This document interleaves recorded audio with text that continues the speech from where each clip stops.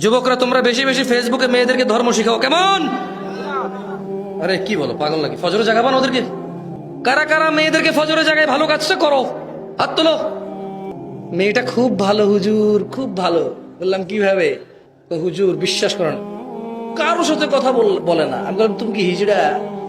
কারোর মধ্যে কি তুমি পড়ো না? তুমি ওর আব্বা, ওর খালু, সরি ওর ওর তুমি মামা, ওর তুমি চাচা, ওর তুমি ভাতিজা, ভাইগনা?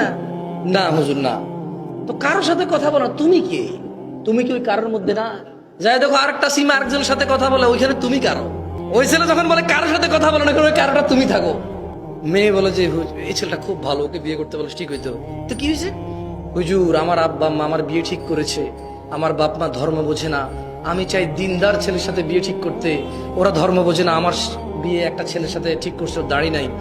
বললাম যে তো দিনদার আপনার পছন্দ কেউ আছে? বলে যে আমি এমনি কথা হয় না, একটা ছেলের সাথে মেসেঞ্জারে মেসেজ করি, ওই ছেলেটা খুব ভালো। মনে রাখবা বোন আমার, যেই ছেলেরে বুঝে গেছো তুমি ভালো, ওই ছেলে আর ভালো না। কারণ একটু বুঝতে পারছো যে সে ভালো, তার মানে এতটা ঘনিষ্ঠ হইতে পারছো, তোমার সাথে সে এতটা ক্লোজে আসছে যে তুমি বুঝতে পারছো সে ভালো, ও ভালো। ছোট ভাই আমার, যে মেয়েটার সাথে তোমার পরিচয় হয়ে গেছে বিয়ের আগে, এবং তুমি গভীরভাবে বুঝতে পারছো মেয়েটা ভালো, এটার ভালো না, কারণ তুমি এতটুকু অবজার্ভ করতে পারছো, সে তোমার এতটুকু অবজার্ভের সুযোগ দিছে যে তুমি বুঝতে পারছো সে ভালো, সে ভালো না।